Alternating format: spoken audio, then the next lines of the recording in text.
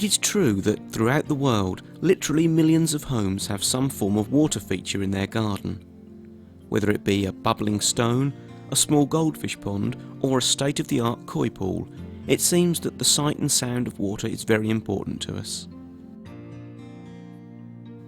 Over the past 15 years or so, the hobby of keeping koi carp has enjoyed phenomenal growth all over the world. It seems the elegant beauty of koi has captured the imagination of many average water gardeners, and subsequently koi societies, clubs and retail outlets have sprung up throughout the length and breadth of the land.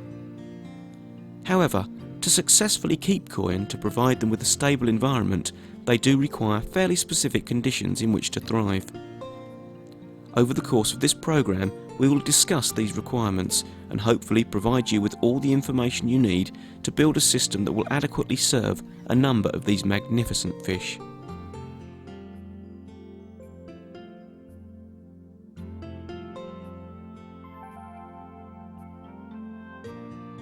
Many people will wish to upgrade an existing garden pond into a koi pool, whilst others may well have never before kept any kind of ornamental fish.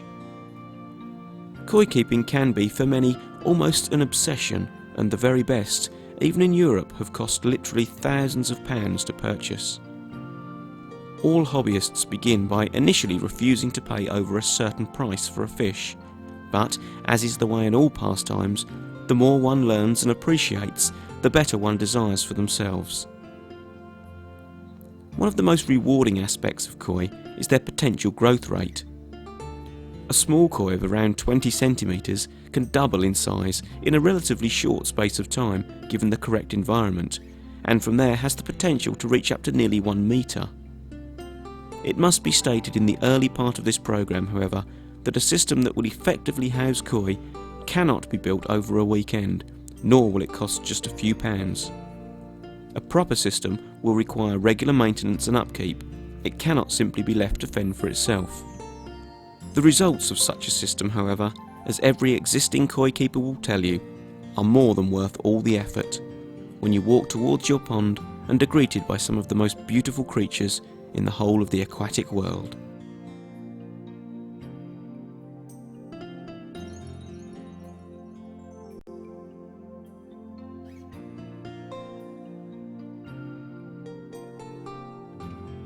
Koi carp originate from a small number of villages located in the Niigata prefecture of northwest Japan. In fact, they were developed largely by accident when, in the mid-19th century, the rice farmers of the mountain communities began to notice mutations of colour in the wild carp they bred for food in the wintertime. These very poor, very insipid carp were then interbred with one another, purely as a hobby for the farmers, and over the next few decades, some of the varieties we see now began to become established. In 1923, Japan held a national exhibition in Tokyo, in which each region of the country was invited to bring a locally produced exhibit. The Niigata communities took along some of these coloured carp, and it was from here that the interest and subsequent industry began to escalate. The breeding intensified over the ensuing years, but it was not until the invention of the plastic bag as late as the 1960s that serious numbers could be transported without heavy losses occurring. Today, the Niigata area of Japan continues to lead the world in the development of koi, and many of the breeders have inherited their businesses from their fathers, grandfathers and great-grandfathers who started the industry some 150 years ago. Koi have spread all over the world, and the industry generates literally billions of pounds each year. Koi are now produced in other countries apart from Japan, places such as Israel, China, Singapore, Malaysia and to a lesser degree throughout Europe. Although the Japanese will always produce the very highest quality and therefore the most expensive koi, other countries are improving year by year. There are also large hobbyist organisations in many areas of the world, and joining one of these can only serve to increase your knowledge further. Many of the shows that are held annually are organised by such societies, and attending a show can help you meet and learn from like-minded people who are more than happy to share their knowledge. Shows are also frequented by many koi dealers, who not only sell the fish themselves, but many of the peripheral items that enable you to build and maintain a proper koi pond system. As with most things, there are within the koi industry a number of trains of thought as to exactly what constitutes acceptable conditions for koi. So, in the next section, we will attempt to define the basic parameters their environment must consist of for them to lead a healthy life.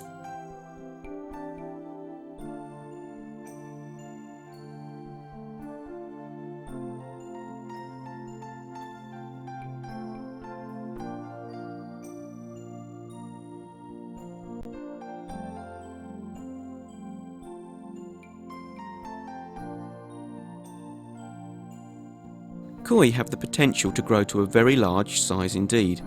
However, they do need sufficient space to do this, and if confined to a pond of limited size, they can tend to become somewhat stunted in their growth, taking on the aesthetic characteristics of a rugby ball.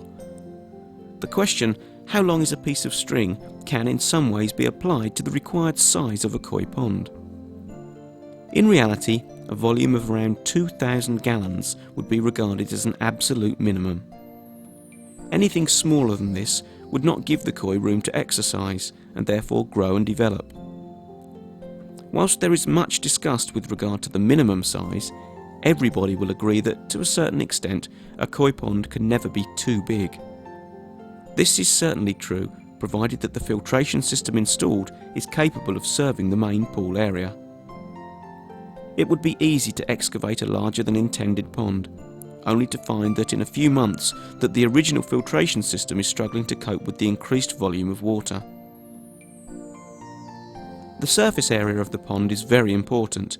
It allows the fish room enough to adequately exercise, something vital to their well-being. To maintain good body shape, koi must have the room to swim both horizontally and vertically, and in keeping with this fact, something just as important is depth. If the pond is not to be heated, adequate depth will be required so your koi can shelter and in effect hibernate throughout the winter. The water temperature of any unheated pond falls dramatically throughout the colder season, but below a depth of around 5 feet, the temperature will not greatly fluctuate, and this is where the koi will feel most comfortable. Whilst temperature changes of any degree are not good for koi, this should be taken into consideration when planning your pond. Aim then to have a minimum depth of at least 5 feet. How much deeper you go past this is largely a matter of personal preference, but the physical task of digging much below 7 or 8 feet, especially if you're digging by hand, becomes extremely difficult, and anyway becomes unnecessary at those depths. These figures are, however, relevant regardless of the overall gallonage of your pond. A 2,000 gallon pond will require the same depth as a system 10 times the size. Unfortunately, we do not live in an ideal world, but were it the case, then all koi ponds would be a minimum of 6,000 or 7,000 gallons of water, and their filtration systems would cover at least an additional third of the total surface area. All would have a minimum depth of 6 feet and would turn over their entire contents of water once every 2 or 3 hours. All ponds would also be heated, thereby avoiding many of the problems that can arise during or indeed just after the colder months of the year. Whilst it's not always possible, for whatever reason, to achieve these goals, we should all attempt to get as close as we can for the well-being of our koi, which at the end of the day is the main objective of the hobby.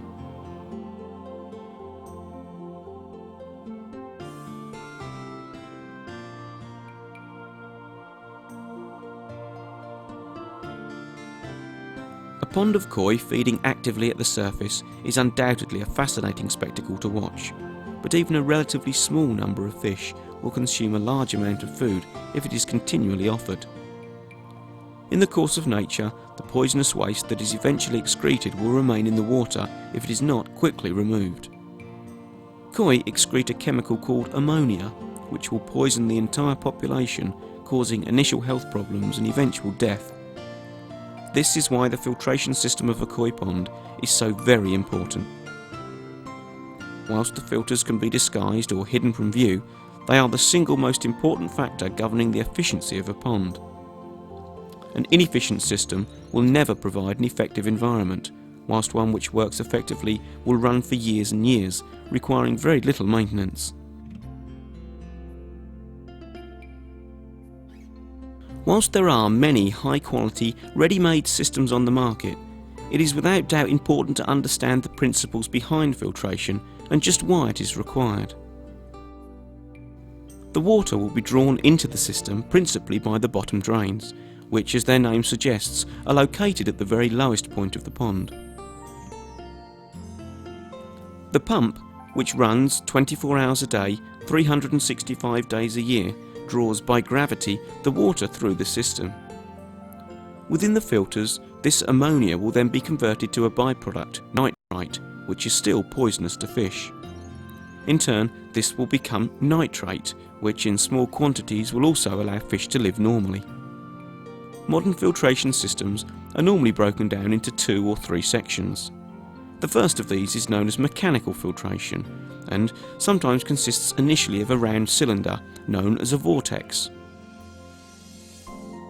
As the large solid pieces of debris enter the filter, the natural spinning motion of the vortex removes them from circulation, thereby allowing them to fall to the bottom of the chamber where they can be flushed away.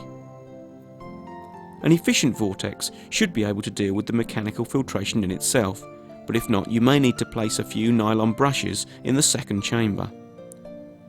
As the water passes through the brushes, even more particles are caught, resulting in even cleaner water.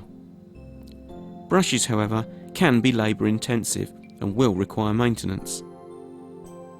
The subsequent chambers are where the main nitrification process of biological filtration will take place. The biological chambers contain some form of filter media, be it stones, matting, plastic tubes. There are many kinds, and on this media bacteria has a massive surface area on which to colonise. Once these chambers have become active, it is important they are left alone, except when each one is sporadically cleaned. Any unnecessary disturbance will cause massive disruption to the system and should be avoided. Having said this, however, a balanced maintenance program needs to be established. Some medias can tend to become blocked more than others, especially if the mechanical part of the system, the vortex, is not doing its job effectively. That is why these days more and more people are using almost exclusively Japanese matting arranged as a cartridge, thereby allowing the water a free path through the chamber. Japanese matting also provides the bacteria with ample areas on which to perform their task. It should also be noted at this point that each one of the chambers needs to have its own bottom drain, so the debris that collects can be flushed away quickly and effectively. The size of a filtration system is also something that is debated heavily. Whilst its efficiency is without doubt the most important factor, its surface area should be around 1/3 the size of the pond, certainly no less than 1/4. These figures will need to be taken into consideration when planning the location of your pond, and on no circumstances should they be skimped upon. Literally thousands of koi keepers have paid the price for installing smaller and probably less effective filtration systems and have lost many koi in the process. This is the single most important aspect in the design of a koi pond system, and its consideration is absolutely vital. There are a number of other forms of filtration available, all designed to further aid the quality and clarity of water within your pond. Sand filters, identical to those found on regular swimming pools, have been employed for many years. Their purpose is to remove the last solids which have evaded the media and thereby give the water a final shine before it returns to the pond, but they are now being used less and less these days. They are not inexpensive to both purchase and run, and with the advancements in filtration, they are generally thought to be surplus to requirements. A power skimmer, however, is something that should definitely be installed. This is a device that removes the various pieces of debris that accumulate on the top of a pond by retaining them in a purpose-made basket, whilst continuing to pump water through the system. It is surprising just how much debris can accumulate, and with this in mind, a skimmer should be deemed a must in all new installations. Another important piece of equipment is an ultraviolet clarifier, or UV. Placed after the water has exited the last biological chamber, these units are designed to combat the algae cells that cause green water and hinder you from seeing your koi. Whilst green water is in no way harmful, it does to a certain extent hinder your enjoyment of the hobby, so in today's world a UV is deemed a must. Be sure, however, to install one large enough for your system. This point can be applied to all aspects of filtration: UVs, pumps, the chambers themselves. It is important that they are all of the correct size, otherwise the one incorrect element will be the weak link in an otherwise strong chain, and problems will undoubtedly occur.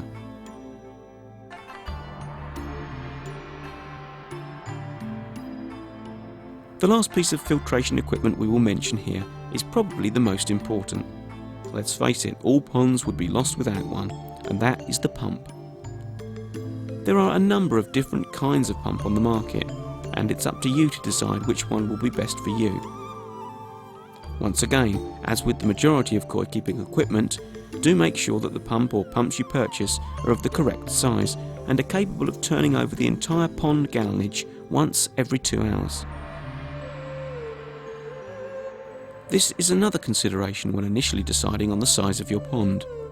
You must realise that the larger it is, the larger the pump will need to be, therefore being more costly both to purchase and to run.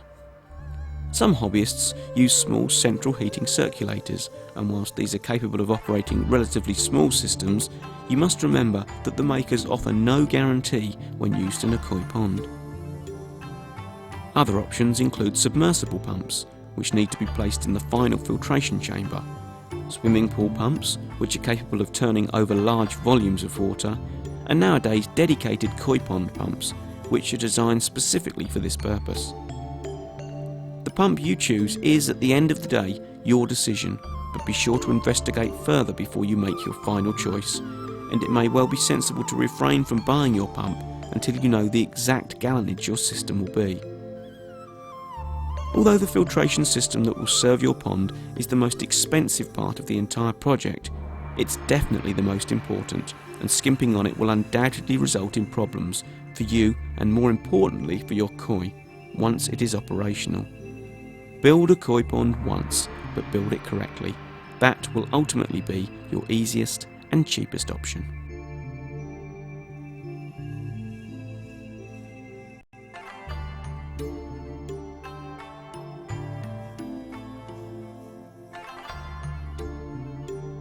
In this next section, we will evaluate the various materials you can actually use to build your pond, and then give you a number of suggestions as to how you can design and landscape it.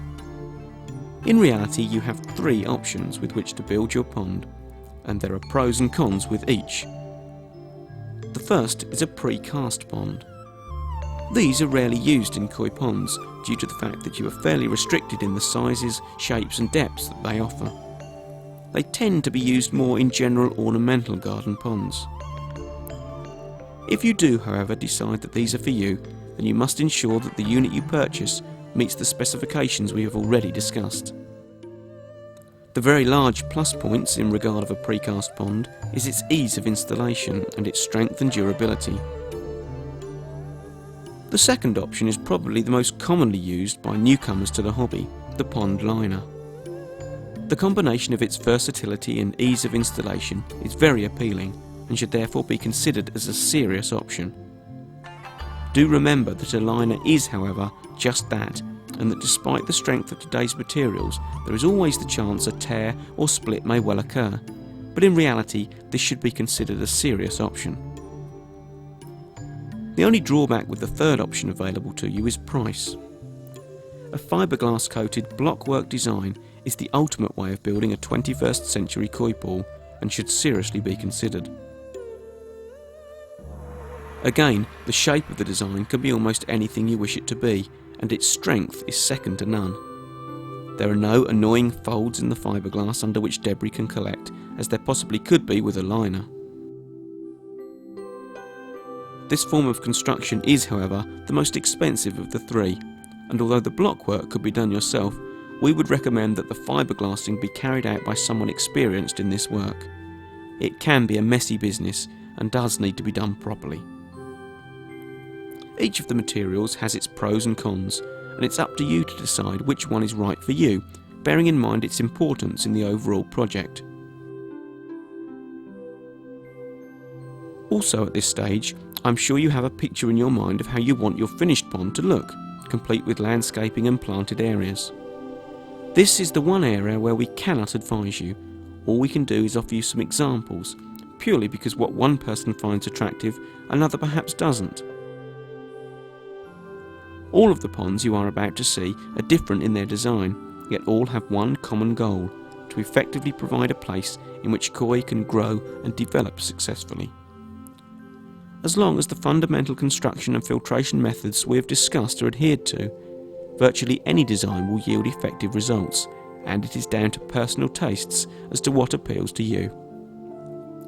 The most important aspect to consider is to build a system that is safe for both you and your friends and family. This should always be your primary consideration, and only when that is achieved can you begin to develop your own ideas further. There are a number of options you have at your disposal. For example, is the pond going to be formal, semi-formal or informal in its design? Is it going to be part raised or in the ground? Or is it going to be Western or more Oriental in its style?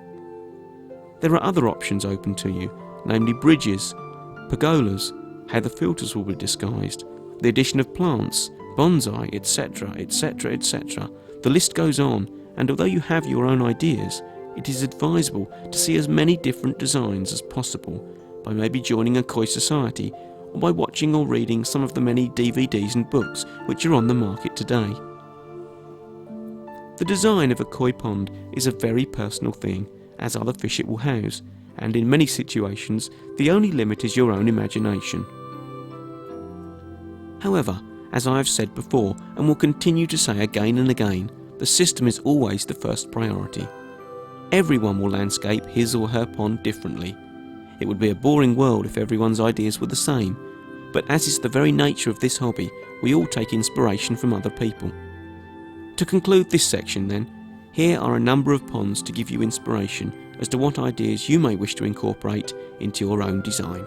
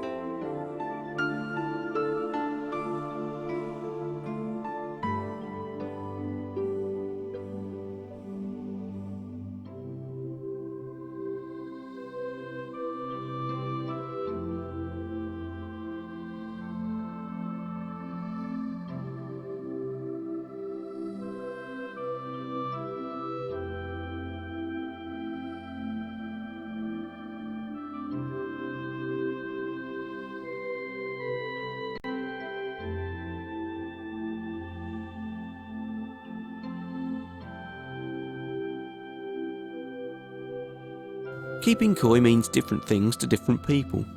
For many people, a pond full of colourful fish they can come home to and unwind with is enough, whilst for others, the pursuit of better quality stocks is the drive that spurs them on. Koi shows are now commonplace all over the world, and they are a great place to, in the first instance, see some top quality exhibits, and in the second to learn more about the appreciation of koi, why one is judged to be of a higher quality than another.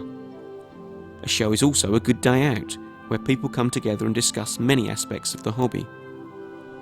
Also, at many Western shows, dealers are present, and here visitors can purchase many of the peripheral items one needs for a pond project, together with the koi themselves.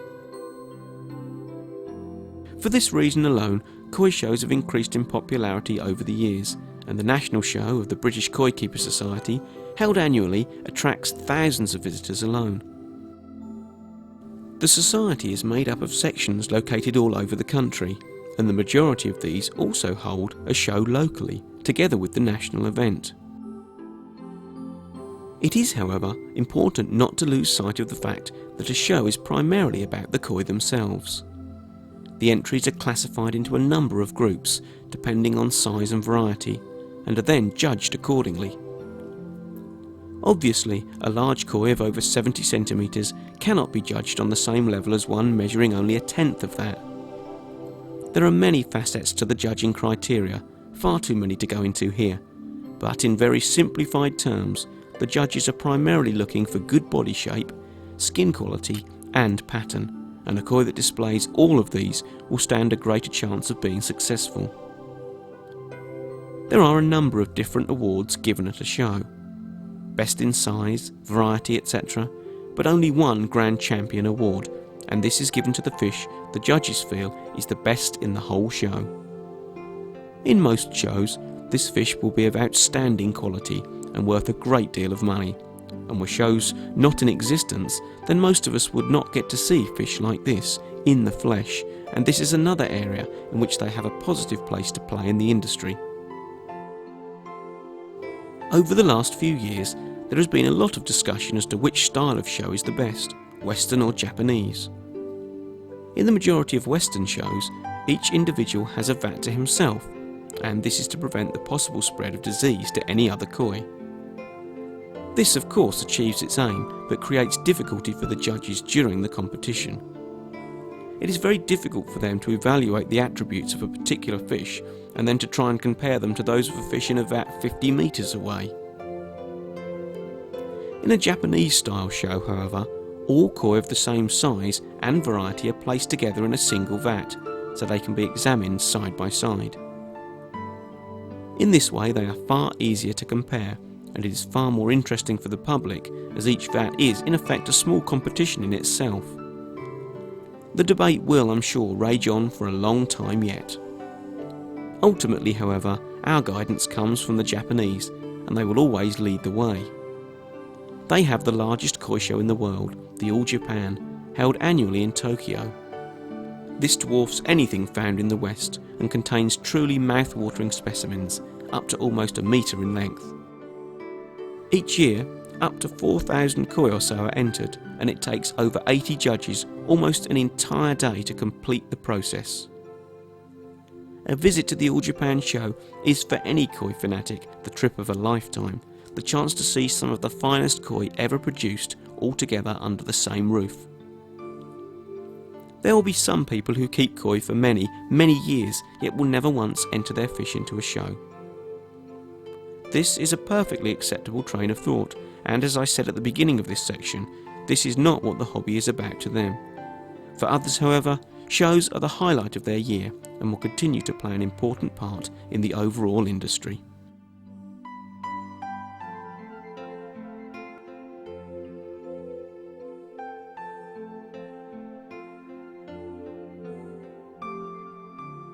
Let's assume at this point that your pond is up and running and you've added the first stocks of koi.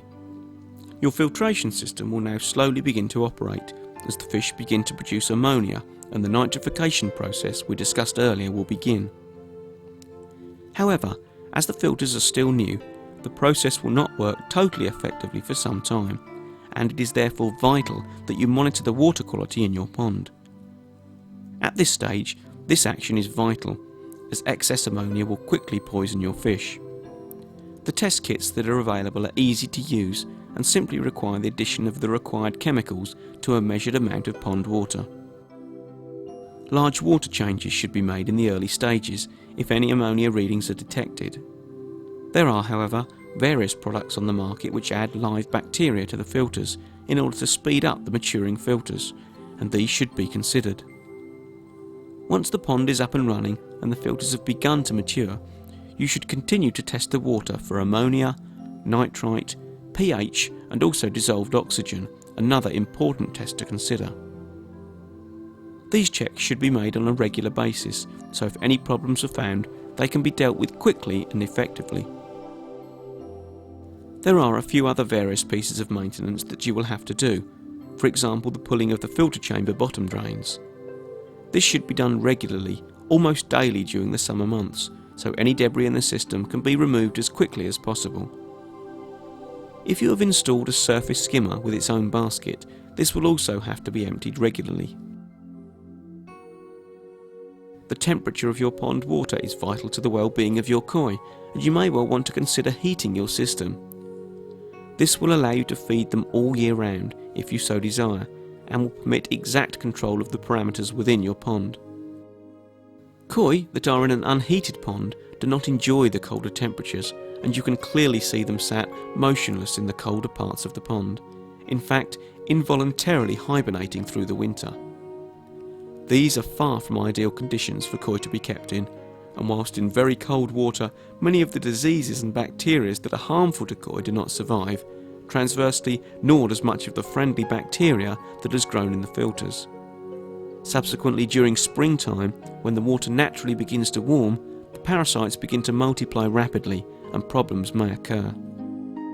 The koi begin to produce more ammonia as they slowly begin to feed again, whilst the filter chambers do not have the bacteria able to cope with the increased loading, and you have a potential time bomb on your hands. In a heated environment, none of this happens, and you can control all of the parameters directly.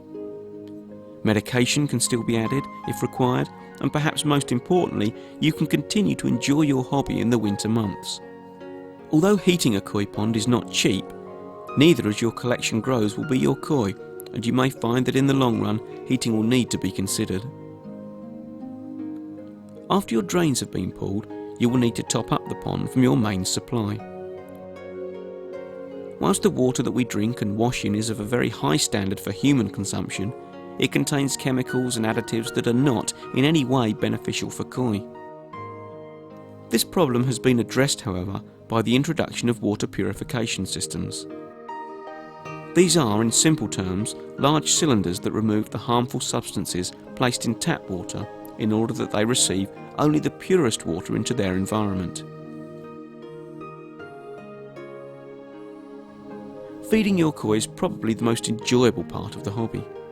The anticipation of food brings many of them to the surface in advance. The great splash of colour created as they take the pellets is a wonderful sight. As with all aspects of this hobby, however, feeding should be approached in the correct way. In the warmer months of the year, koi will eat almost constantly, and whilst this may be a wonderful way to spend a day, for both you and them, it is not the most sensible option.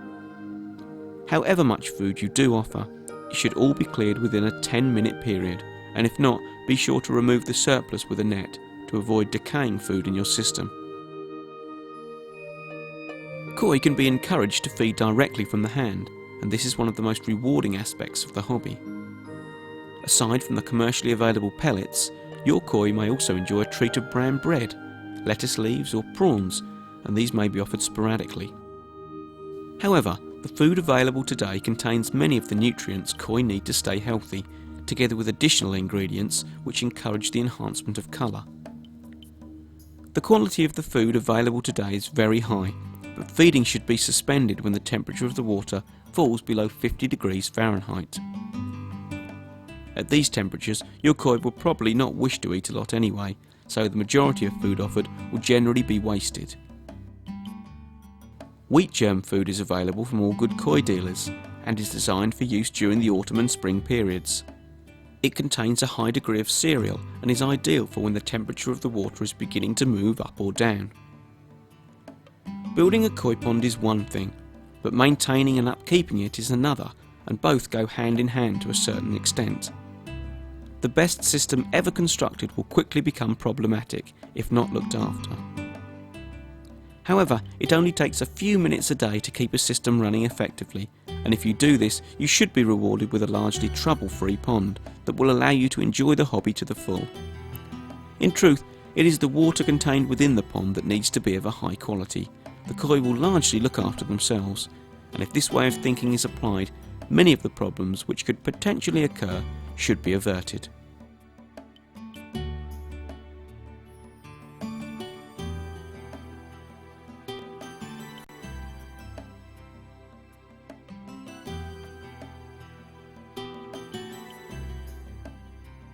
There's no doubt about it, koi are big business, and in today's commercial world there is a myriad of different pieces of equipment available, all designed to make the hobby easier. This is obviously a good thing, but in the same way one needs to be careful to purchase the equipment that will do the job it claims. Bear in mind that in many cases a piece of equipment designed to serve a 3,000 gallon pond will do so adequately, but will not work in a pond 3 times that size. In this section of the programme we're going to attempt to outline the basic pieces of equipment you will need if you're wishing to embark on this hobby. In this way you may be able to calculate a rough cost for the project, bearing in mind that many costs will vary depending upon the size of your proposed pond. The list doesn't include sundry items such as sand, cement, blocks, skip hire, etc. It only deals with directly koi related equipment. So here we go. If you're intending a liner pond, then of course the liner itself has to be bought, but be sure to allow plenty of overhang on every side, together with underlay. You will need bottom drains that will feed the filters themselves, the pond pump or pumps to circulate the water, and a skimmer for removing surface debris. Remember, however, that you may well need a separate pump for this item alone. The filter chambers, the media to fit inside them. This is often an expense people forget to budget for. An ultraviolet clarifier. All the associated pipework with the design. Slide valves or ball valves which will need to be attached to the bottom drains of the filters. An air pump or pumps to provide sufficient oxygen to the system. This, as we've said, can be monitored through the use of a test kit. A thermometer to measure the temperature of the water. A purifier for removing the additives placed in the main supply. You then have to consider the aesthetic appearance of your design, perhaps wood to cover the filter chambers, rocks or perhaps bricks for the pond edging or landscaping.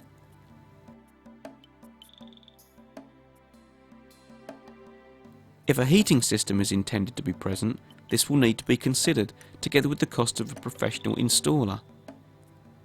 This expense also applies to the electricity that will power your system. Only a fool would attempt this without first contacting a professional electrician.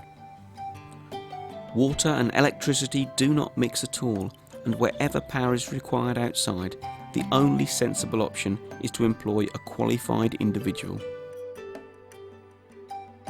A proper net is also a valuable acquisition, as are the required test kits to monitor water quality. These are pretty much the basic pieces of equipment you will need to get a system installed.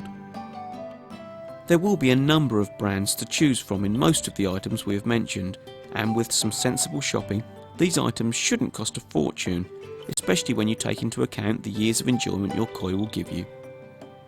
As we stressed earlier, trying to save money by buying equipment not up to the job intended is not a good idea. You will only end up causing yourself worry, heartache and ultimately extra expense by having to eventually replace it anyway. Unfortunately, a 3-foot square water tank cannot filter a 6,000 gallon koi pool, and if it could, we'd all be doing just that. Keeping koi is a wonderful hobby, one that will give you a fascination and enjoyment unlike many others. It is, however, so very important that you do it correctly at the outset, as this will contribute greatly to your overall enjoyment of the hobby.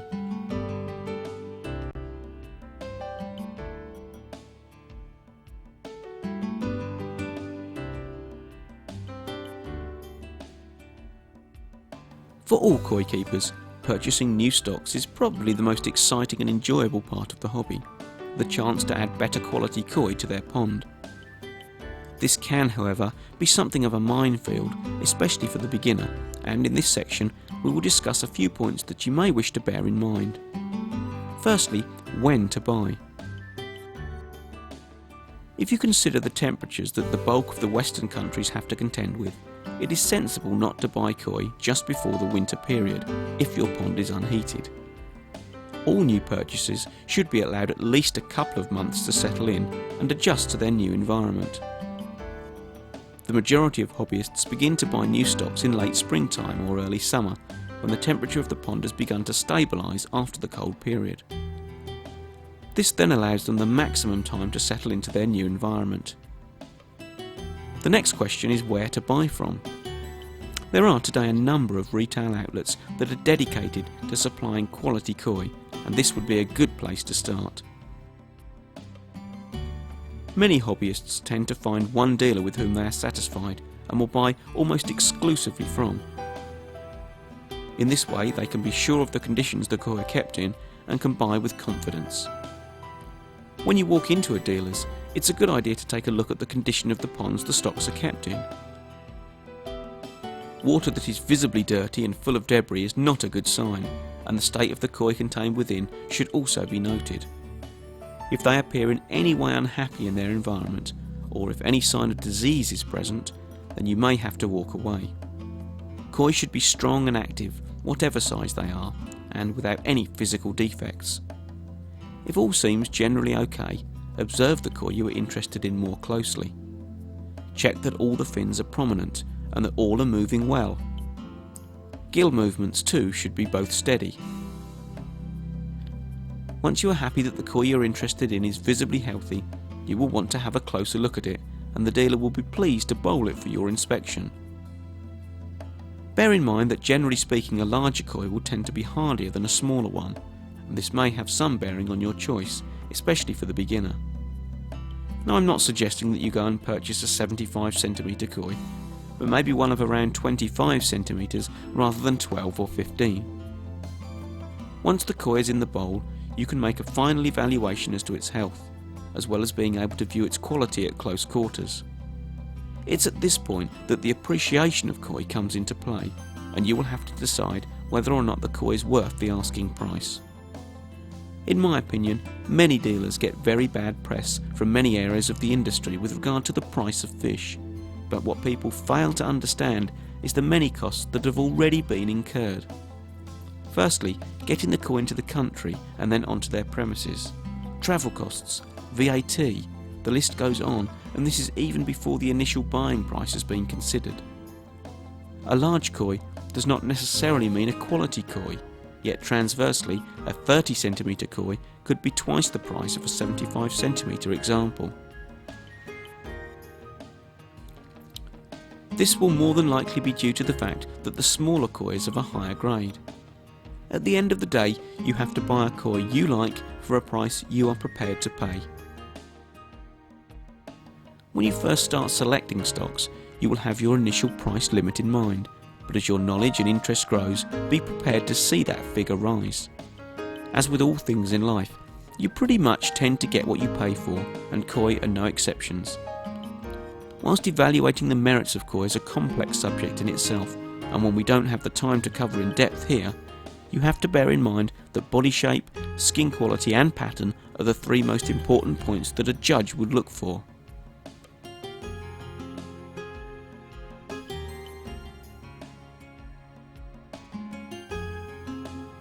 After you've made your selection, the dealer will bag the koi for you and plenty of oxygen will be added. Strange though it may seem, at this point the oxygen is as important as the water in the bag itself, and as long as the gills of the fish are covered, there will be sufficient water for the journey. When you place the koi in your car for the journey home, it's a good idea to carry with you a polystyrene box to protect it from the jolts and bumps you will encounter on the road. For any koi, the transportation process is a stressful one, and any precaution you can take to ensure a safe journey is wise. Upon arrival home, float the bag on the surface of the pond until the temperature of the water in the bag has equalised with that of the pond. This will normally take between 40 minutes and an hour. Then you can release the koi into its new home, being careful to only introduce the fish itself with the minimum of the water in the bag. It's a good idea to watch the koi for a while to check that all is okay and that it's not attempting to jump from the pond. Many experienced hobbyists dip any new stocks into a salt bath or another chemical solution to rid the koi of any parasites that are present on the fish, and should you wish to do this, then your dealer will be able to advise you further.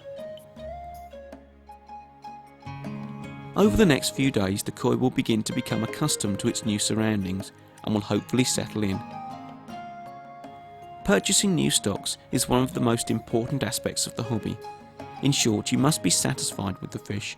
You are the one who will have to live with it day after day, so don't be swayed by well-meaning individuals who will tell you that one particular koi will fare better than another in a show situation. Whilst this may well be the case, if the fish doesn't appeal personally to you, then avoid it. It is so much more important that you buy healthy stocks, as a diseased fish will place your other stocks at risk immediately, and before you know it, all sorts of problems will arise. The best advice we can give is to only buy stocks from a recognised koi dealer, whose fish appear happy and healthy. It is not in their interest to sell you a bad fish. They will be looking for your long-term custom, not only in the koi themselves, but in the associated items you may want to invest in.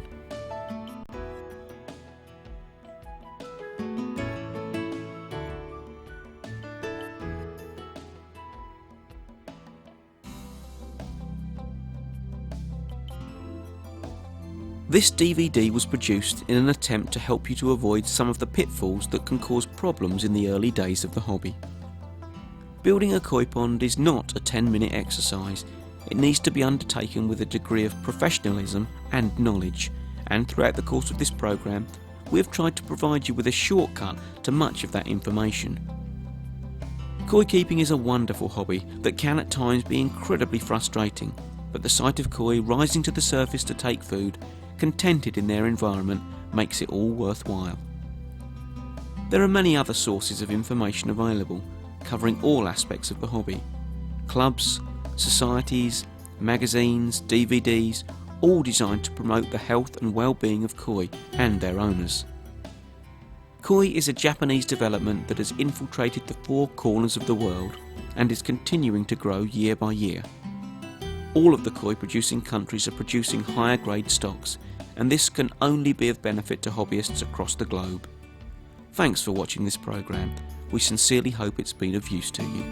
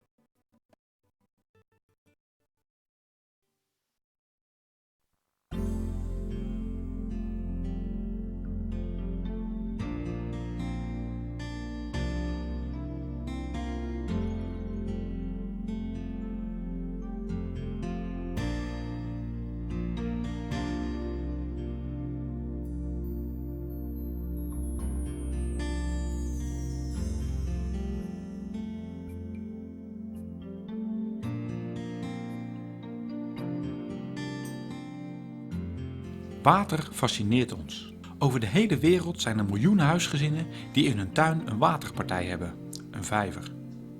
Veel van die tuinvijvers zijn ingericht voor het houden van vissen. Of het hier nu gaat om een goudvisvijver of om een superieure kooivijver, het geluid van stromend water en het zicht op de rustig zwemmende vissen heeft een kalmerend effect op ons. De laatste 15 jaar is het houden van kooi, de Japanse kleurenkarper, enorm populair geworden. De gracieus zwemmende kooi is tot de verbeelding gaan spreken van menig vijverliefhebber. Als gevolg hiervan zijn er vele kooiverenigingen ontstaan en zijn er tegenwoordig vele plaatsen waar men kooi en aanverwante artikelen kan kopen. Het houden van kooi in een tuinvijver stelt echter wel specifieke eisen aan de vijver en de bijbehorende filterinstallatie. Gedurende deze video zullen wij u de 3 belangrijkste zaken laten zien die de sleutel vormen voor het succesvol houden van deze magnifieke dieren. Veel mensen die met kooi gaan beginnen, gaan vaak vanuit een bestaande vijver en deze geschikt maken voor het houden van kooi. Anderen willen van het begin gelijk een echte kooivijver bouwen. Het houden van kooi kan een ware obsessie worden, waarbij soms de perfectie wordt nagestreefd en dit kan een kostbare operatie worden. In het begin willen de meeste kooiliefhebbers niet te veel betalen voor hun kooi. Echter nadat men de basiskennis eenmaal eigen heeft gemaakt en men zich wat comfortabeler voelt in de hobby en het houden van de kooi onder de knie begint te krijgen, stijgt bij de meesten het bedrag dat men maximaal wil besteden aan de aanschaf van de individuele kooi. Een gezonde kooi in een goede vijver kan enorm groeien. Een relatief kleine kooi van 20 centimeter kan in een jaar tijd al verdubbelen qua lengte. Onder de juiste omstandigheden kunnen sommige kooi doorgroeien tot een lengte van 85 centimeter. Uit deze video zal blijken dat het plannen, aanleggen en bouwen van een goede kooivijver niet iets is wat in 1 weekend gedaan kan worden, met een budget van een paar honderd euro. De aanschaf van deze video is een verstandige eerste stap geweest. Zelfs een goed doordacht en uitgevoerde kooivijver heeft de nodige aandacht en verzorging nodig en kan niet weken aan zijn lot worden overgelaten. Het eindresultaat van een goed opgezette kooivijver, en dat kan elke kooiliefhebber u vertellen, is meer dan de moeite waard. U kunt genieten van de mooiste vissen die er zijn. Gezonde, actieve vissen die u elke keer weer begroeten als u naar uw vijver loopt.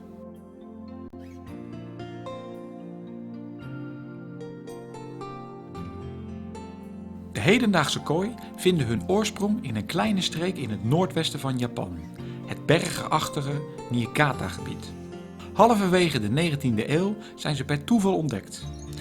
In het Niigata-gebied werd hoofdzakelijk rijst verbouwd. Gedurende de strenge winters was het afgesloten van de buitenwereld door de hoge sneeuwval. En er was geen bevoorrading mogelijk. De karper, het Japanse woord hiervoor is kooi, werd gebruikt als proteïnerijke aanvulling op het karige rijstdieet van de lokale boeren. Om continu over verse vis te beschikken, bouwden de boeren kleine bassins onder hun huizen. Op die manier was er gedurende de strenge winters altijd verse vis voorradig. Op een gegeven moment werden er kleurmutaties gezien in de kooibassins. Deze kwamen niet in de pan terecht, maar werden puur voor het plezier gehouden. De kooihobby was geboren. Onderlinge uitwisselingen van de kooi en het streven naar de mooiste gekleurde exemplaren gaf een nieuwe wending aan het houden en kweken van die mooie gekleurde vissen. De kooihobby was een bezigheid die zich beperkte tot het Niigata-gebied. Totdat in 1923 een internationale tentoonstelling werd gehouden in de hoofdstad Tokio. Elke provincie werd gevraagd één lokale specialiteit te tonen. Niigata besloot om een aantal van de mooi gekleurde vissen mee te nemen. En daarmee werd de kooihobby buiten Niigata gebracht. Er ontstond belangstelling en vraag naar de mooie vissen. Een nieuwe industrie werd geboren. Het kweken van kooi werd naar een hoger niveau gebracht, maar het duurde nog ruim 40 jaar tot de plastic zak in de jaren 60 beschikbaar kwam. Deze uitvinding, de plastic zak, maakte het veilige transport van kooi over grote afstand mogelijk. Momenteel is het Niigata-gebied nog steeds leidend in de kweek en export van deze mooie vissen. De kooikwekers van nu hebben vaak het bedrijf van hun vaders en grootvaders overgenomen en proberen met nieuwe ideeën en inzichten het kweken van kooi te perfectioneren.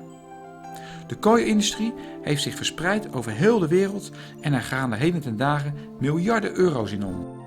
In de landen waar kooi als hobby wordt gehouden zijn kooiverenigingen ontstaan. Door hiervan lid te worden kan men beschikken over de nieuwste informatie en ervaringen delen met andere liefhebbers. Er worden ook kooishows georganiseerd, waar men vele mooie koois kan zien en andere kooifanaten kan ontmoeten en nieuwe technologische snufjes kan bewonderen.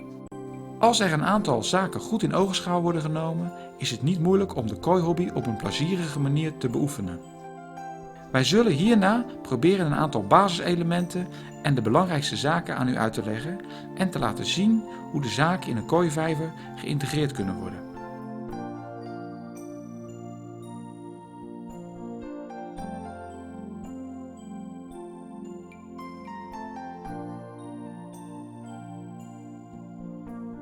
Kooien hebben ruimte nodig om zich te kunnen ontwikkelen en om te kunnen groeien. In een te kleine vijver zullen de kooi zich niet prettig voelen, gezondheidsproblemen krijgen en vergroeide lichaamsvormen ontwikkelen. Er is geen maatstaaf die aangeeft hoe groot een kooivijver moet zijn. Echter, wij hanteren als minimale inhoud minstens 8000 liter.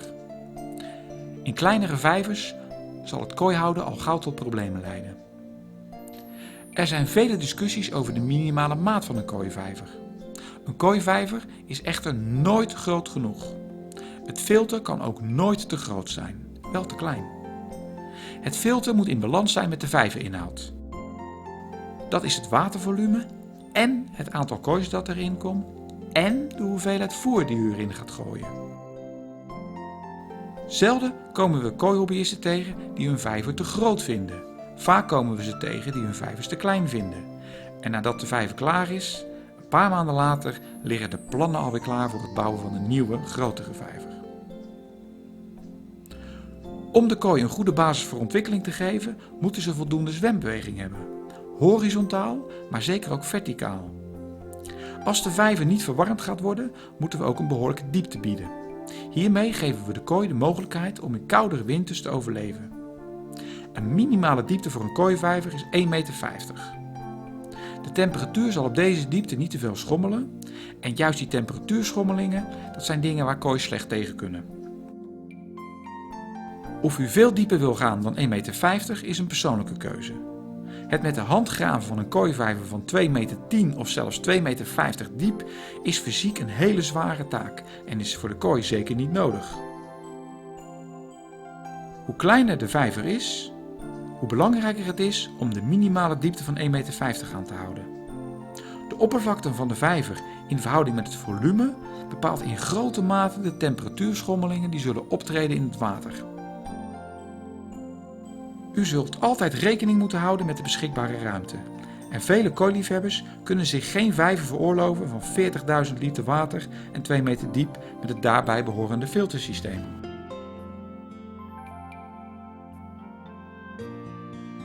In de ideale situatie zal een kooivijver altijd verwarmd zijn en circuleert de totale vijverinhoud elke 2 uur door het filter. De inhoud zal minstens 20.000 liter water zijn met een diepte van 2 meter. De oppervlakte van het filter zal 1/3 zijn van dat van de vijver. Dat zijn de basiseenheden. Gelukkig kan ook een kleinere vijver met de juiste verhouding een ideale kooivijver zijn. Dit zou ons streven moeten zijn, om uiteindelijk de kooi een optimale omgeving te geven waarin ze zich verder kunnen ontwikkelen.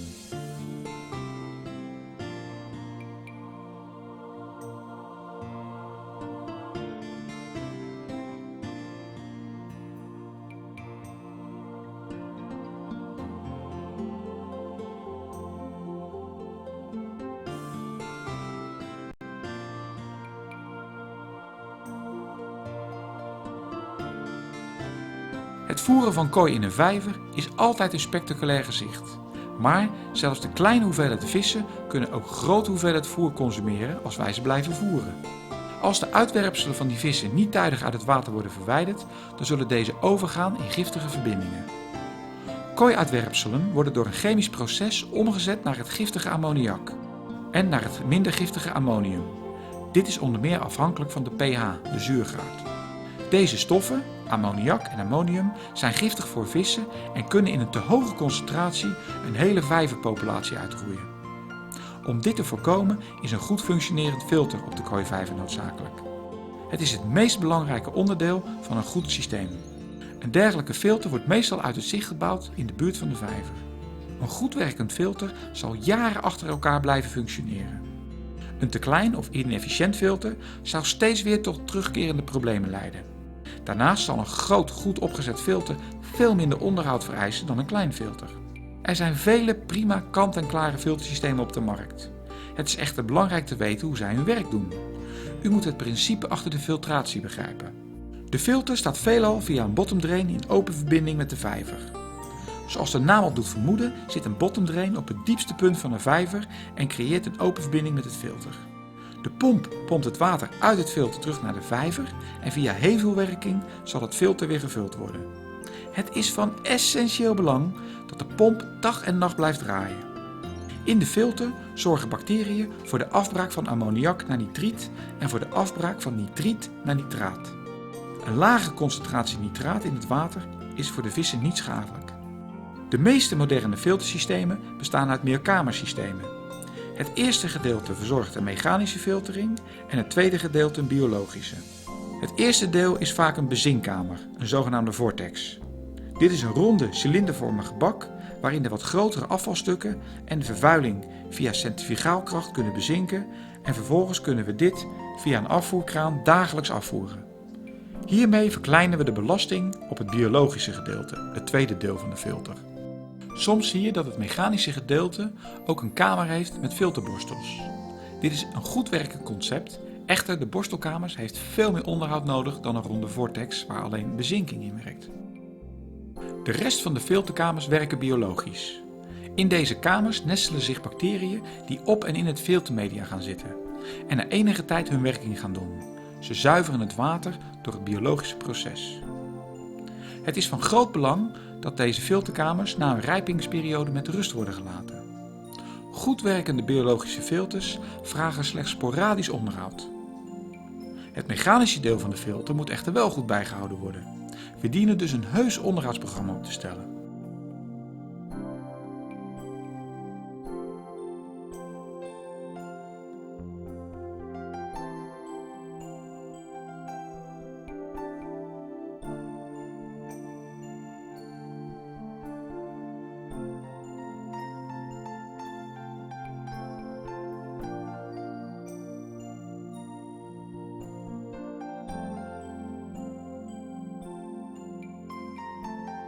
Tegenwoordig gebruiken nog steeds de meeste mensen Japanse matten als filtermedia.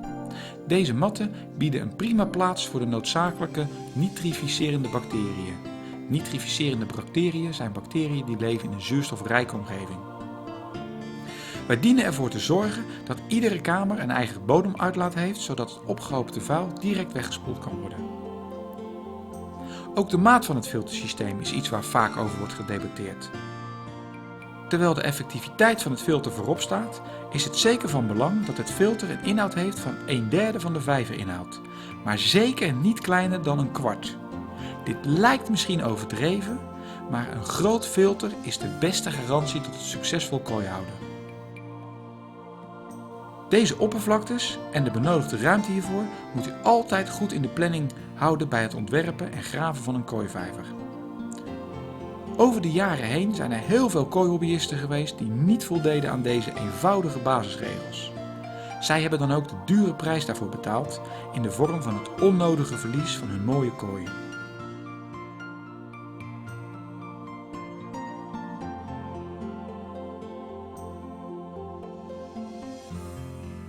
Er zijn nog diverse andere technologische snufjes die u naast uw filter kunt gebruiken om bijvoorbeeld uw waterkristal helder te krijgen.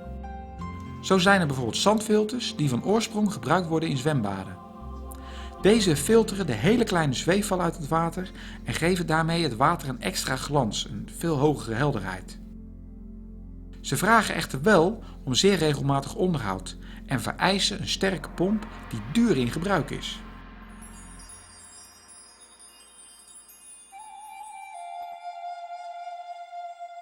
Een oppervlakteskimmer is ook een zeer volle aanvulling. Via de skimmer wordt het bovenste laagje water met vuil en stof wat daarop drijft uit de vijver verwijderd.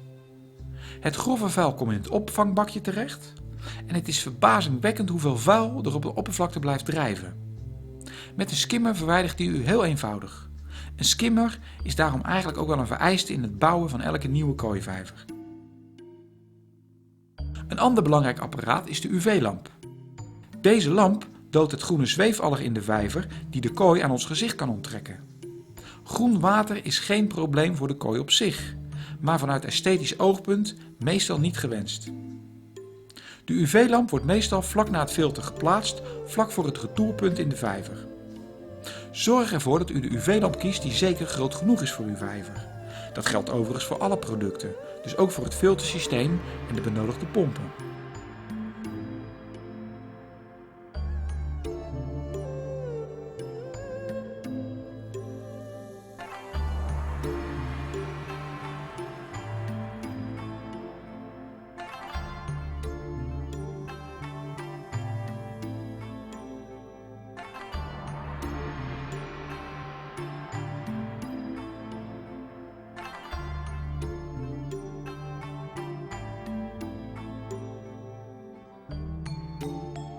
Het laatste onderdeel van het filtersysteem wat wij zullen behandelen is het belangrijkste.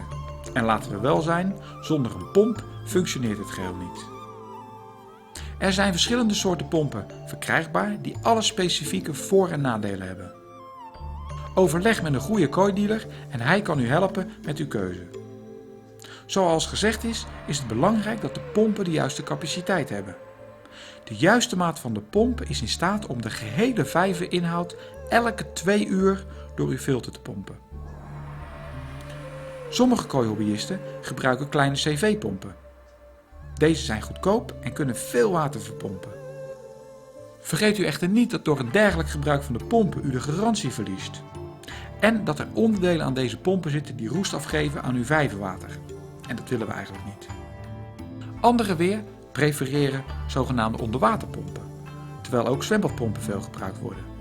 Ook zijn er tegenwoordig speciaal ontwikkelde kooivijverpompen in de markt. Deze pompen veel water tegen geringe stroomkosten. Dit is voor een kooivijver de beste keus. Het filtersysteem is het duurste onderdeel van uw vijver, maar het is ook het meest belangrijkste onderdeel. Realiseert u zich dit goed en overweeg alles meerdere keren, omdat later het geheel veranderen altijd een zeer kostbare zaak is. Hierop bezuinigen gaat direct de gevolgen geven voor de gezondheid van uw kooi in de toekomst. Een kooivijver meteen goed bouwen met de juiste spullen en goed advies is en blijft de goedkoopste manier.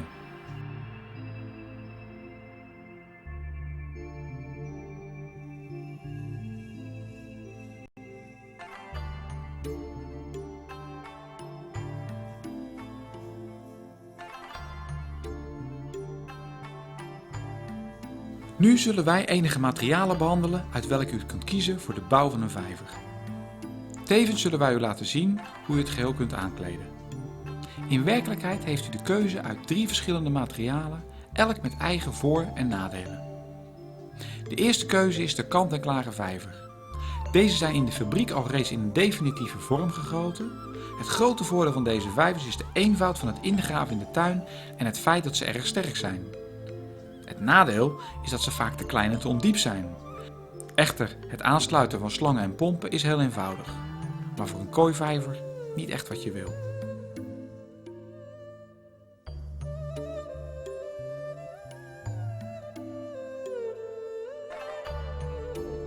De tweede optie is een zogenaamde vijverfolie.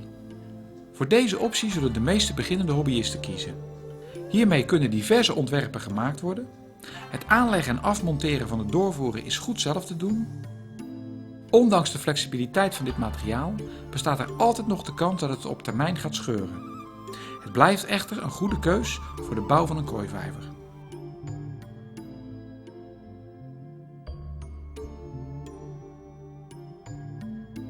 Het enige nadeel aan de derde en laatste optie is de prijs en de arbeid die hier vaak mee gepaard gaat. En dan praten we over een vijver bouwen uit betonblokken of kalkzandsteen. Een vijver die hieruit gemaakt is vaak werkelijk onverwoestbaar. Er zijn vrijwel geen beperkingen in uw ontwerp als u voor deze optie kiest. Er vormen zich bij deze keuze ook geen plooien in de vijver waarin vuil zich kan ophopen, zoals bij het gebruik van vijverfolie. Deze laatste optie is echter ook wel de duurste. Het bouwen van beton of van betonvlokken is iets wat u zelf kan doen. Het waterdicht maken met polyestermatten of een ander materiaal kunt u beter overlaten aan professionals. Het is een nogal smerig werk en dient zeer precies te gebeuren. Elk van de behandelde materialen heeft zo zijn voor- en zijn nadelen. De keuze is aan u. Vaak heeft u het eindbeeld van de vijver en de tuin al in uw hoofd nog voordat u gaat beginnen. De beplanting, de opzet, er zijn heel veel mogelijkheden. Hierbij kunnen wij u niet helpen, maar we kunnen u wel een aantal voorbeelden laten zien. Om u toch nog wat ideeën te geven, laten we u een paar totaal verschillende vijvers zien. Echter één ding hebben ze gemeen. Ze zijn goed opgezet, goed doordacht en vormen de juiste huisvesting voor kooi. Ook worden de besproken filtersystemen getoond. Er zijn diverse mogelijkheden bij het aanleggen van een kooivijver in een mooie tuin. Zo kunt u kiezen voor een formele vorm of een met een speels uiterlijk. De vijver kan in zijn geheel zijn ingegraven of deels boven de grond uitsteken. Het kan een Oosterse stijl zijn of juist een meer Westerse look en feel krijgen. Er zijn nog veel meer mogelijkheden, zoals bruggen, pergola's, de plaatsing van filters en natuurlijk beplanting of Japanse accenten zoals bonsais. De lijst wordt steeds groter en ook al heeft u al uw eigen idee, het is altijd raadzaam om naar diverse video's te kijken of om bijvoorbeeld lid te worden van een vereniging, zodat u nog meer ideeën kunt opdoen. Het ontwerpen van een vijver is een persoonlijk iets, evenals de keuze aan de vissen. Haast elk idee dat u heeft kunt u erin verwezenlijken. Zoals reeds gezegd, en wij blijven dit benadrukken, het filtersysteem is en blijft het allerbelangrijkste. Dit deel van de video sluiten wij af met een indruk van diverse vijvers. Misschien kunt u ideeën opdoen en deze gebruiken voor uw eigen ontwerp.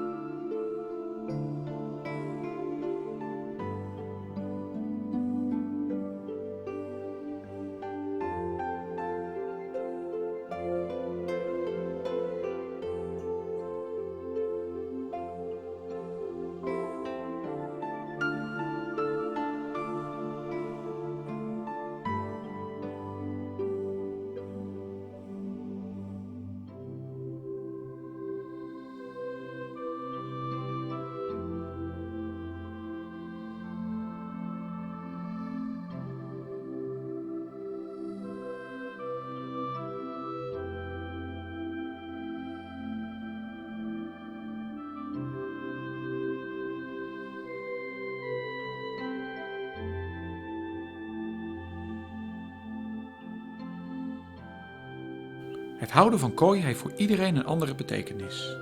Voor de een tuinvijver met kleurrijke vissen, waarbij hij na een drukke werkdag kan uitrusten en kan genieten van de rust.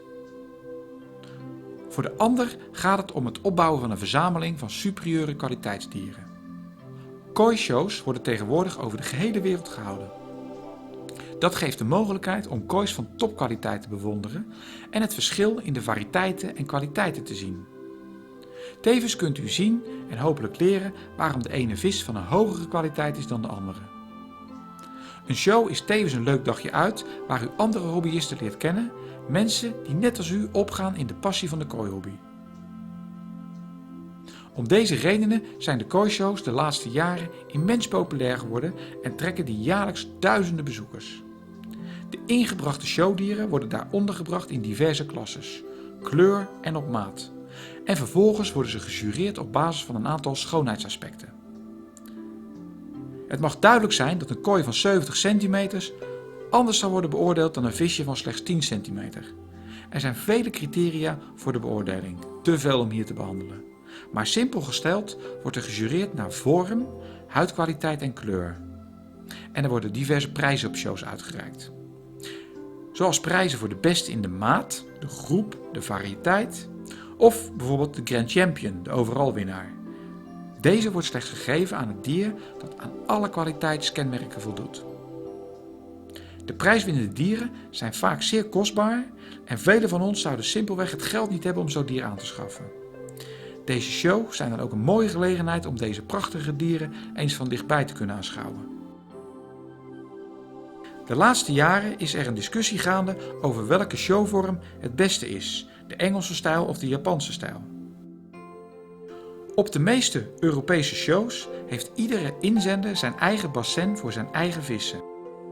Dit om eventuele besmetting met ziektes en of parasieten te voorkomen. Op zich een perfect systeem, dit maakt het echter wel heel moeilijk om de dieren te jureren. Koois die in dezelfde grootte en klasse zijn ingedeeld zitten immers niet in hetzelfde bassin. De jury moet van bassin naar bassin lopen. Dit in tegenstelling tot de Japanse stijl kooishow. Hier worden de vissen die in dezelfde groep beoordeeld worden bij elkaar in één bassin gezet. Dit maakt de beoordeling van de dieren natuurlijk een stuk gemakkelijker. Maar ook voor het publiek is dit veel aantrekkelijker, omdat elk bassin op zich een stukje competitie op kleine schaal is.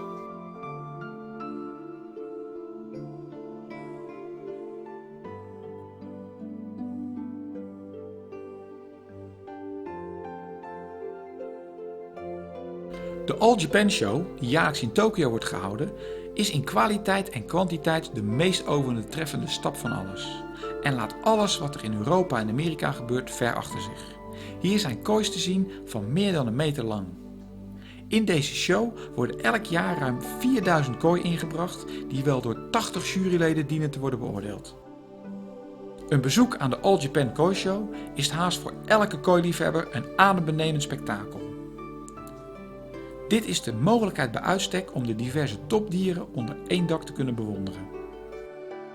Er zijn ook diverse kooiliefhebbers die prachtige kooi hebben, maar ze nooit op een show zullen inbrengen. En dat is natuurlijk prima. En ieder kan de kooihobby op zijn eigen manier beleven. Voor de een is dat het jaarlijks showen voor zijn dieren op een kooishow. En voor de ander is dat gewoon de vissen thuis hebben. Ieder op zijn eigen manier.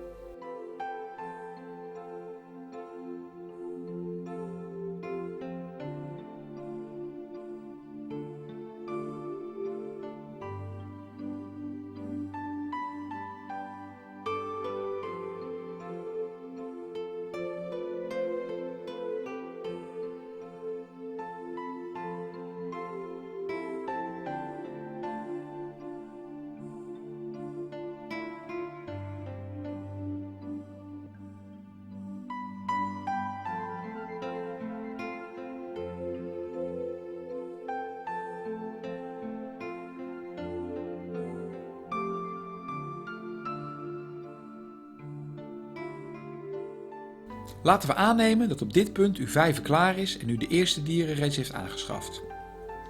Uw filtersysteem zal langzaam biologisch rijpen en de vissen zullen de eerste ammoniak produceren. Het nitrificatieproces zal nu beginnen.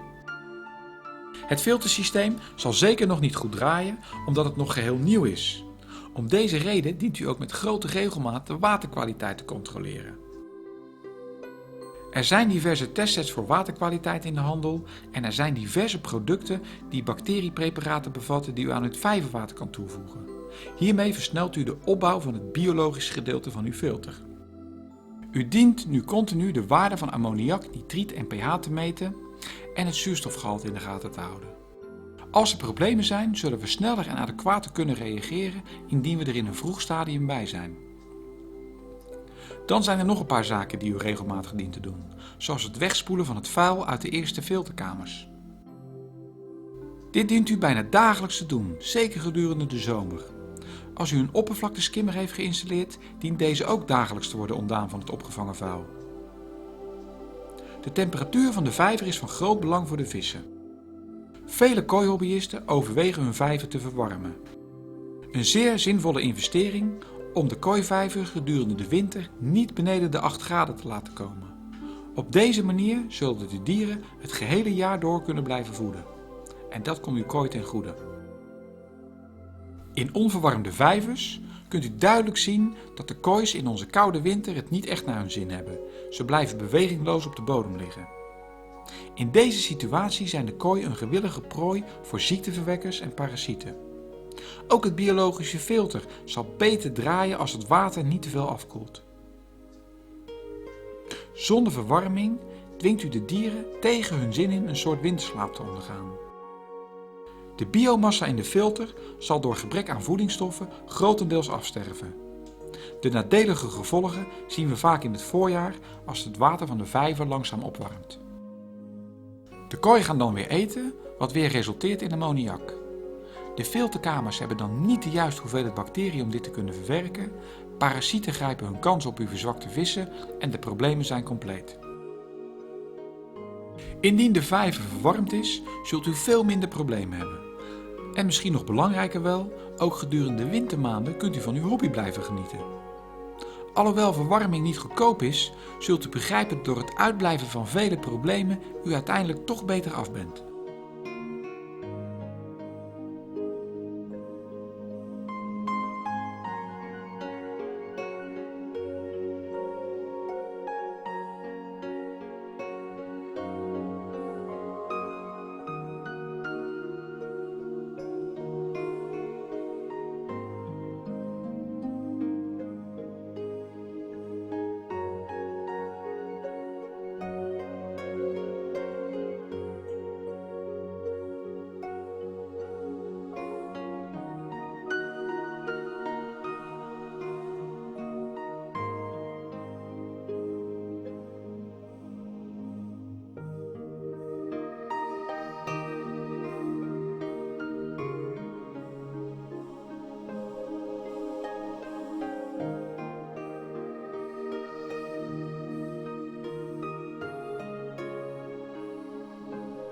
Het voeren van de kooi is waarschijnlijk wel het leukste aan de hobby.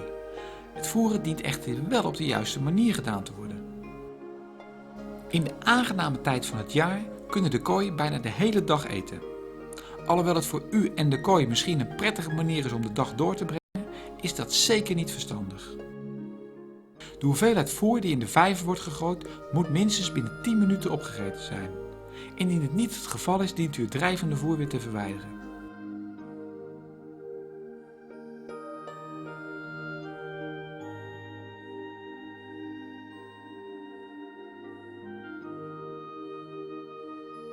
Kooi kunnen getraind worden om direct uit de hand te eten.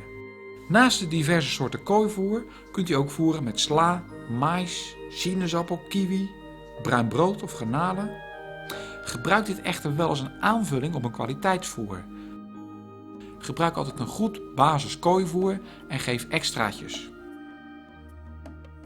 Het kooivoer van tegenwoordig bevat alle voedingsstoffen die de kooi nodig heeft. Het houdt ze gezond en zal hun kleuren mooi laten uitkomen. Een willekeurige mix van 2 soorten voer garandeert de compleetheid voer voor de vissen. De kwaliteit van het voer is zeer hoog tegenwoordig, maar u dient er rekening mee te houden dat als het watertemperatuur onder de 12 graden zakt, u het voeren dient te minimaliseren en over te stappen naar een licht verteerbaar voer. Er is speciaal wintervoer in de handel met een laag eiwitgehalte dat ontwikkeld is voor de koude periodes.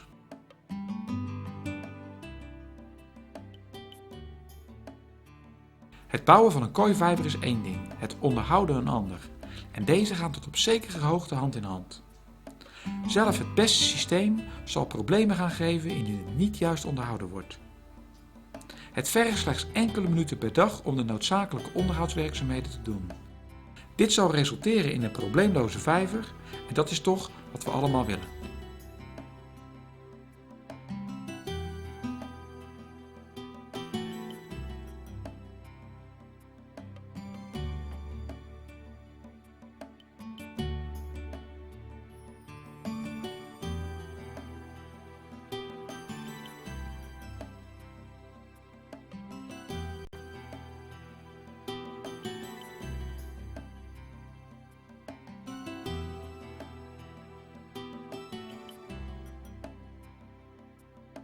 Zonder twijfel is kooi tegenwoordig big business.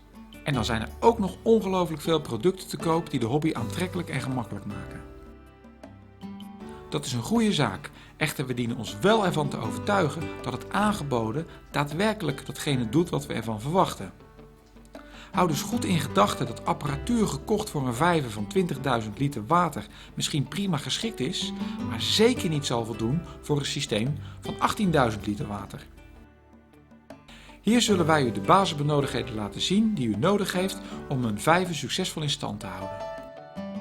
Op deze manier kunt u een voorcalculatie maken. Alles natuurlijk afhankelijk van de maat van uw geplande vijver.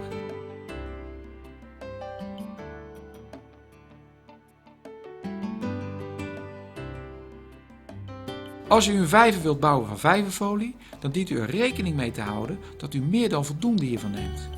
Immers dient er aan de kanten voldoende folie te zijn om de randafwerking netjes te maken. Koop dat dus altijd ruim op maat. U heeft ook bodemdrains nodig om het water naar het filtersysteem te leiden. Een pomp voor de watercirculatie, een oppervlakteskimmer voor het oppervlaktevuil. Onthoudt u wel dat u daar waarschijnlijk een aparte pomp voor nodig heeft. De filterkamer is het filtermateriaal. Dit is vaak een sluitpost voor veel mensen, maar toch van evident belang. Een UV-lamp, alle benodigde PVC-leidingen, koppelingen, afsluiters, kranen die aangesloten worden op de bodemafvoeren en op alle filterkamers. Tevens een goede luchtpomp om het zuurstofgehalte in zowel de filterkamer als ook in de vijver te verbeteren. En als laatste de watertestsetjes en een goede thermometer. Dan nog mogelijke hout en stenen ter verfraaiing van de vijverranden en om de filterinstallatie aan het oog te onttrekken. En dan eventueel een verwarmingsinstallatie en de kosten voor de aansluiting daarvan. Tevens de kosten voor de aansluiting van elektriciteit in de tuin door een erkend installateur. Zoals u misschien weet zijn water en elektriciteit zaken die elkaar niet goed verdragen. En daarom doet u er misschien wel goed aan om dit over te laten aan professionals. Ook een goed kooinet is van wezenlijk belang. Er zijn verschillende merken waar u uit kunt kiezen. Deze zaken gaan alle vele jaren mee en de kosten hiervan zijn te overzien. Maar als u zonder zit, wordt het erg vervelend. Zoals al eerder is aangegeven, goedkopere materialen kiezen lijkt goedkoper, maar leidt vaak tot ellende. Om dat te herstellen zult u nog meer kosten moeten maken. Probeer het daarom in één keer goed te doen. Het houden van kooien is een fantastische hobby. Een fascinerende hobby. Als geen enkele andere hobby.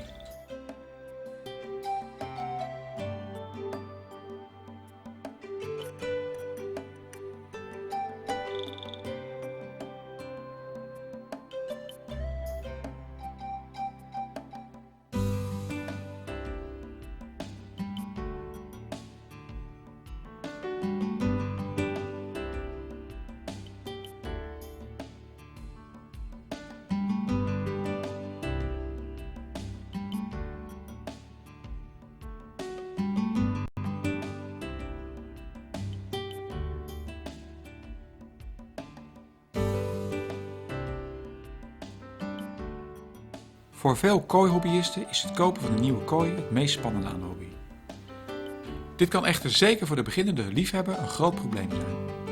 Immers, Men heeft nog niet voldoende ervaring opgedaan met het beoordelen van nieuwe dieren en is dus vaak geheel aangewezen op het advies van de verkoper. De meeste liefhebbers kopen een kooi ergens in het vroege voorjaar of in de zomer, zodat de dieren zich nog goed kunnen aanpassen in de vijver en klaar zijn voor het winterseizoen. De vraag is natuurlijk waar u uw dieren dient aan te schaffen. Er zijn vandaag de dag veel goede leveranciers van kooi, de speciaalzaken. Het is een goed idee om bij de leverancier eerst goed rond te kijken hoe de dieren verzorgd worden. Schone bassins zeggen ons dat er veel aandacht wordt besteed aan het onderhoud. Vuil water, met hier en daar een dode of zieke vis, duidt erop dat men het niet zo nauw neemt. Kooi dient sterk en levenslustig te zijn. En als alles er goed uitziet, kunt u de vis van dichtbij bekijken. Let erop dat alle vinnen heel zijn en goed van vorm. De kieuwen dienen regelmatig te bewegen en als alles er goed uitziet, kunt u de verkoper vragen de gewenste kooi in een aparte bak te zetten voor een nadere inspectie. Grotere koois zijn sterker dan de kleintjes.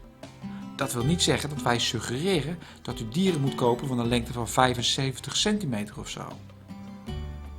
Maar koois van 25 tot 30 centimeter zijn een goede aankoop.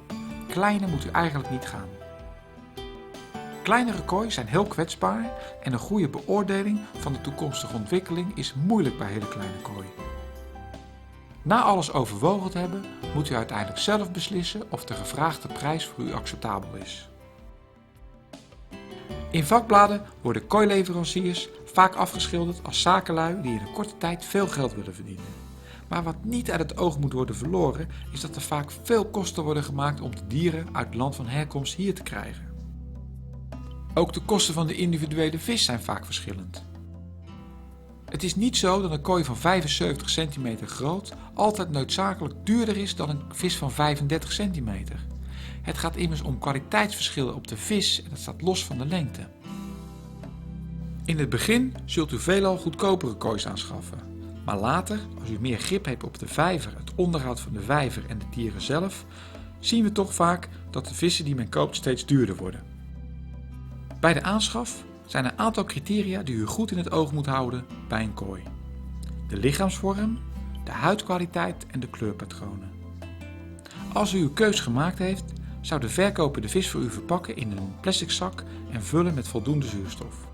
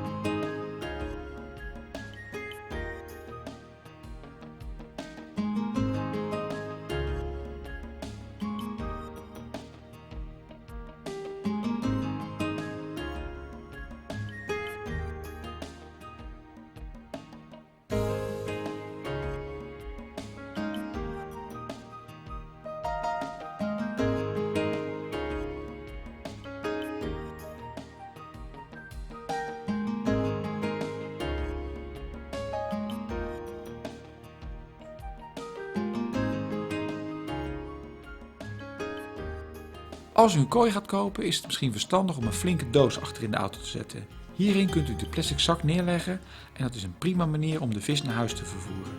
Op deze manier zal ook de watertemperatuur in de zak stabiel blijven. Thuisgekomen met uw nieuwe aanwinst kunt u de zak met de vis op het wateroppervlak van de vijver laten drijven. Op die manier wordt de temperatuur van het water in de zak gelijk aan dat van de vijver.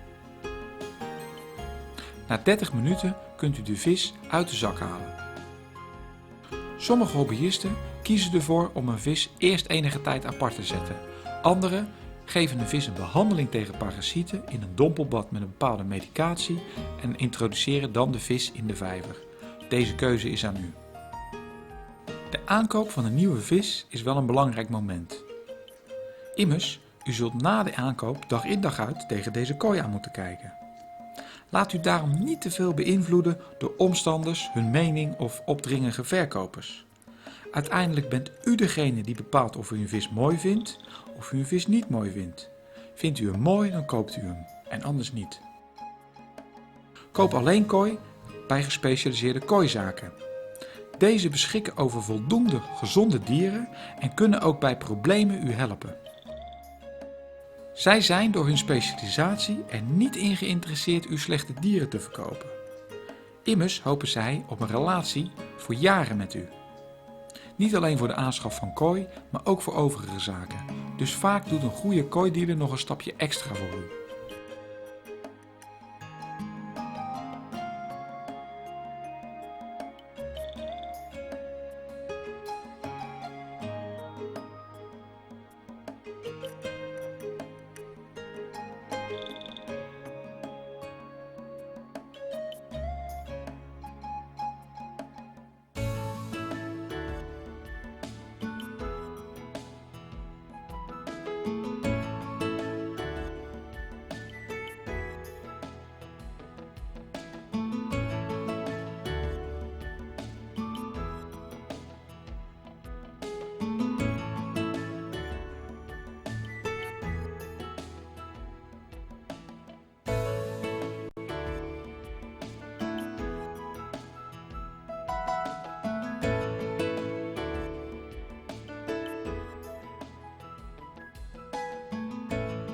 Deze video is bedoeld om u wegwijs te maken in het succesvol houden van kooi en u behulpzaam te zijn en u bewust te maken op mogelijke problemen.